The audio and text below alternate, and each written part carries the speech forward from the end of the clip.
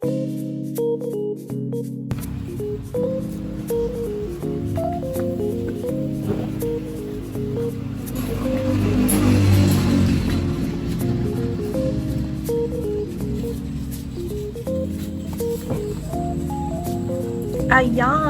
Hali! So, today, our vlog featuring of the day. Ayan. Succulent featuring of the day. Ayan. So, ang i-feature ko naman ay si Bianca. Echeveria Bianca. Ayan. Asan yun? Ito. So, I have two kinds ng Bianca. So, ito yung mas matagal sa akin. Ayan. And then, ito yung mas bago. Pero, no ano pa to? November, October. Mga ganun. So, nasa ano na siya? Nasa 5 months or 6. Ayan. So, ayun. So, si Bianca is mabait sa lowland. Ayan. So, isa din yan sa marirecommend ko sa inyo sa lowland. Si Echeveria Bianca. So, medyo hawig sila ni Missing You. So, yung mga seller tinatanong ko, isa lang po ba si Missing You tsaka si Bianca? Sabi ng isa, oo daw. Sabi naman ng marami, hindi. Magkaiba daw sila. Ayan. So, magkaiba nga talaga sila. Kasi si Missing You, mas ma-violet yung kanyang yung kanyang kulay. So, itong si Bianca, mas more pinkish siya. So, ayan yung kanyang stress color. And, ayan. So, eto, nakaganito siya. Hindi siya nakapabuka kasi nga, lagi ito nasa tapat ng araw maghapon. Kaya nagiging ganyan sila. So, pinoprotektahan din nila yung kanilang mga sarili. Ayan. So, nire-research ko yung parents ni Echeveria Bianca. Walang lumalabas. So, the Echeveria Bianca is a Korean succulent. So, sabi nila, yung iba, sa US, mahirap buhayin ang mga Korean succulent. So, it's more of yung mga crassulae, mga ganun-ganun, yung mas nabubuhay sa kanila. So, yung mga Korean, nahihirapan daw sila. Ewan ko kung bakit. Di rin daw nila alam kung bakit. Ayun. So, the Bianca is makapal din yan sa makeup. Sa parina. Ayan. So, ito medyo manipis na din yung parina nito kasi pagka ang succulent, lagi din nasa arawan, nababawasan yung parina niyan. So, hindi na sila ganon kakapal kagaya ng dati.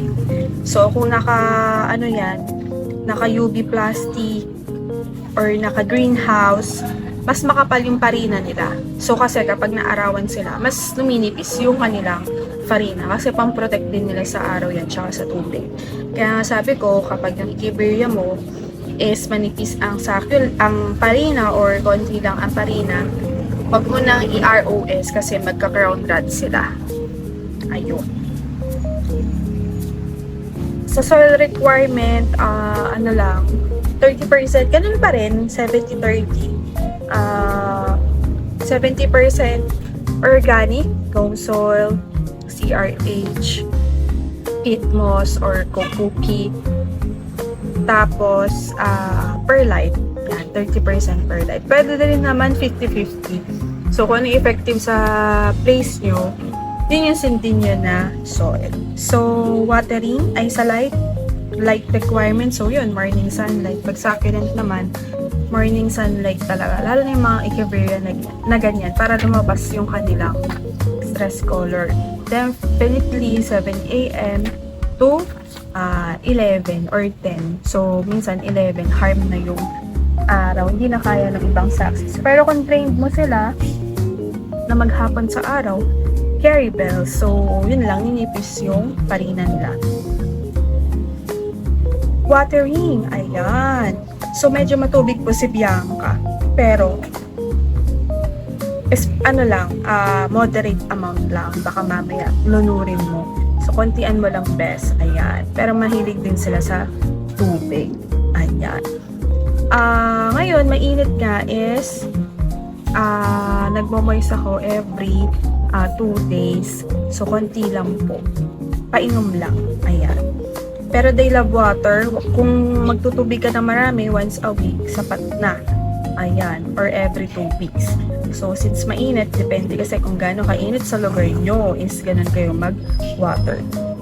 Ayan. So, sa propagation, deep propagation, madali lang i-propagate ang mga biyangka. May mga na-propagate ako dati, hindi ko alam kung bakit unsuccessful ako sa mga propagation. Tinamad na nga din ako. Ayan. So, madali lang i-propagate yung biyangka na yan. Through offsets and cuttings din. Ayan. Problem, ayun, pest pa rin. Mealybugs, aphids, ayun. Tapos, overwatery. So, mag-ingat sa pagtutubig ha. Mas madaling magtubig ng dehydrated yung succulent kesa sa nabubulok. So, ganun lang lagi yung thinking ko. So, kung magmamoist ako, very little lang. Tapos, consider again yung environment. Baka mamaya mahangin. Sisipsipin lang ng hangin yung water. Ayan. So, yun lang ang aking care tips for the Echeveria bianca. So, yes, I would recommend siya sa inyo dito sa lowland. Ayan. So, morning sunlight. Ayan. Ganda. So, dalawa yung kulay niya, yung ganito at saka yung mamink-mink. Ayun. Mamink-mink. Meron din ako missing yung dito. So, nawala kasi yung stress color niya. So, stressin ko muna bago ko i-picture sa inyo. Ayan. So, I hope nakapagbigay ako ng info, magandang information about sa succulent na ito. And totoo po na mabait sila sa lowland, you should have a bianca kasi hindi kayo iwanan yan. Kaya, galingan mo din mag-alaga. Ayan. So, thank you for watching at everything nice at Mitch Succulent Vlog. This is your nurse Bantita saying, God bless po at laging mag-ingat!